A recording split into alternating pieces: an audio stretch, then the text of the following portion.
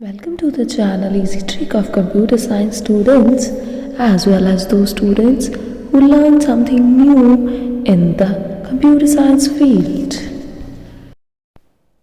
And that tutorial is the continuity of the Series 3 Output Device Monitor, and in this tutorial we will learn about the second part of the monitor LCD. And in the previous part we discussed about what is LCD and who invented the LCD and the particular area working of the LCD. And in this tutorial we will elaborate the whole working principles of LCD. And those who don't see the previous tutorial where we discussed the first part of the monitor LCD, the link will be given in the description box also. You can check it out and increase your knowledge, and after that you can see the second part. Definitely it will help you to increase your knowledge about the LCD monitors. And ये जो picture है ये हमने last tutorial में भी discuss की थी, और उसमें आपको सारे पार्ट्स वन बाय वन बताए गए थे कि कैसे आपकी जो फ्रंट पे पैनल डिस्प्ले के लिए लगा होता है उसके पीछे ये सारे पार्ट्स अवेलेबल होते हैं, और जो मिरर आपको दिख रहा है उसमें लाइट जो थ्रू होती है, अब उसके बारे में एलेबोरेशन में बात करते हैं।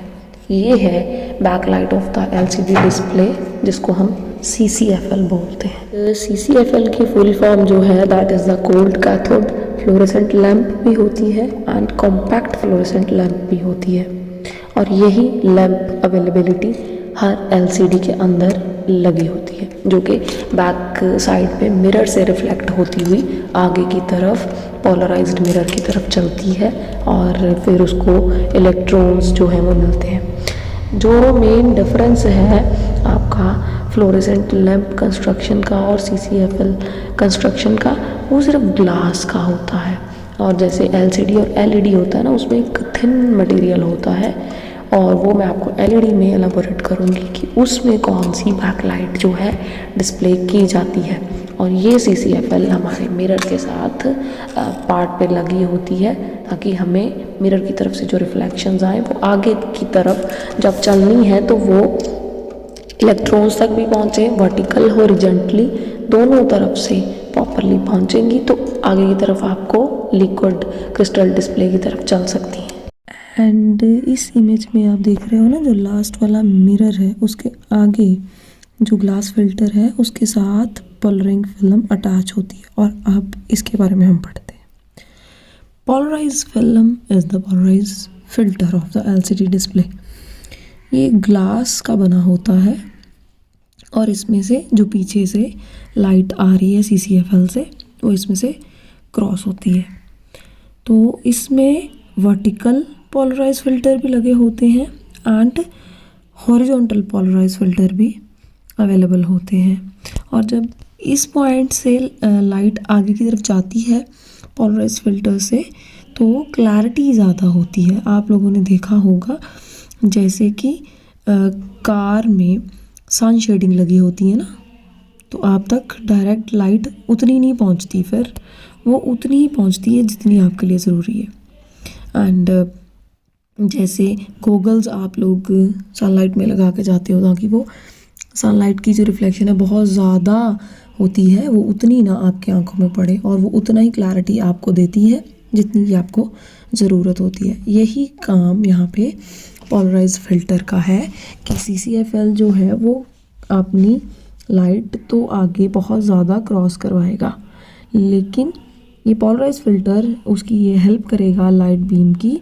कि वो हॉरिजॉन्टल और वर्टिकल जैसे ही क्रॉसिंग करे तो वो उतनी ही आपके इमेज को डिस्प्ले करे जितनी की क्लैरिटी की ज़रूरत है, जितनी की ब्राइटनेस की ज़रूरत है आपके टीवी को या कंप्यूटर मॉनिटर को। एक बार आप इमेज फिर से देख लो, जैसे मिरर था, फिर पोलराइजिंग फिल्म आई, और पोलराइजिंग फिल्म के आगे अब नेगेटिव इलेक्ट्रोड लगे हुए हैं, जो कि अब करंट पास करेंगे हमारे लिक्विड क्रिस्टल लेयर को। और लिक्विड क्रिस्टल लेयर का अब हम फंक्शन पढ़ते हैं कि ये एक्चुअली में कैसे आगे अपने कलर्स को डिस्प्ले मोड में डाल के लाइट बीम के थ्रू फिर आगे भेजती है।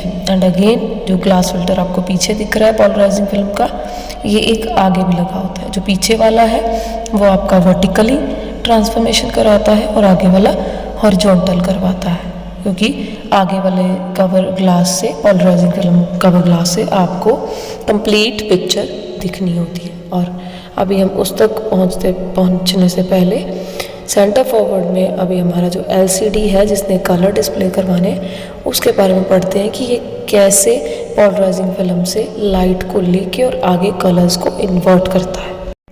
और ये है एक क्लियर पिक्चर सिर्फ LCD की, कि कैसे LCD जो है वो ग्लास फिल्टर के आगे पोलराइज फिल्म जो एक LCD के पीछे लगी हुई है और एक आगे लगी हुई है, जो आगे वाली है वो बिल्कुल आपके डिस्प्ले के साथ है।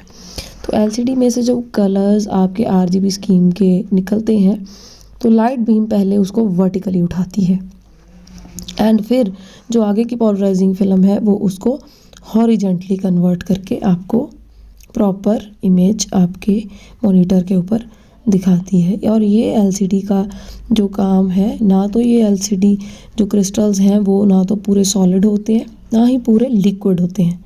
ये सेंटर फॉरवर्ड रॉ मटेरियल एक होता है जिसकी हेल्प से आपको ये कलर्स दिखते हैं।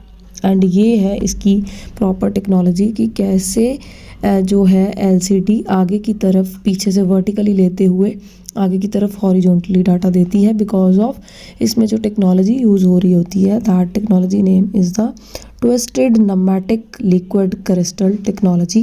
एंड इस क्रिस्टल का जो एंगल शेप होता है वो ऑलवेज 90 डिग्री में होता है। अब पीछे से अगर वर्टिकली भी हमारे पास सिग्नल्स आ रहे हैं और जैसे ही वो ट्विस्टेड नमैटिक लिक्विड क्रिस्टल अपनी टेक्नोलॉजी को फॉलो अप करता है LCD पार्ट में जो कलर्स हैं वो आगे की पोलराइजिंग फिल्म को देने के लिए, तो फिर वो अपने 90 डिग्री एंगल की हेल्प से उन वर्टिकल एंगल्स को हॉरिजॉन्टल में कन्वर्ट करके इजीली वहाँ पे डिस्प्ले करवा देता है।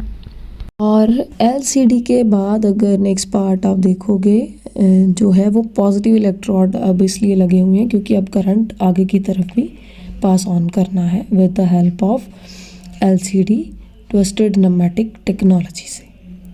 एंड जैसे ही वो पॉजिटिव इलेक्ट्रोड अपना लाइट बीम से वो कलर्स को लेते हुए आगे की तरफ पोलराइजिंग फिल्म को हॉरिजॉन्टली जो उसने रिप्रेजेंट करना है अब आपकी इमेज को उसको देने हैं, तो वहाँ पे जो आपको एक अपने टीवी मॉनिटर पे भी और कंप्यूटर के मॉनिटर पे भी और अपने मोबाइल की मॉनिटर पे भी स्क्रीन दिखती है, फिर वो डिस्प्ले कर देता है। और डिस्प्ले उसने उतने ही कलर कॉम्बिनेशंस करने हैं जितने कि आप चैनल स्पेसिफिकेशन में देख रहे हो या फिर जिस किसी एप्लीकेशन को पढ़ रहे हो या फिर अब ये ट्यूटोरियल आप लोग यूट्यूब पे भी देख रहे हो, तो इसमें भी आपको वो उतने ही कलर्स आपकी LCD पे प्रेजेंट कर रहे हैं ना जितने कि इसको बनाते वक्त इसमें इंट्रोड्यूस किए गए, और उतनी ही क्लैरिटी आपको ये देता जाएगा। अब ये काम है प्रॉपरली हमारी LCD का। अब ब्राइटनेस की बात भी आपके उसी में ही होती है, जैसे फ़ोन में भी होती है, आपके टीवी मॉनिटर में भी होती है, इवन कंप्यूटर के मॉनिटर पे भी होती है।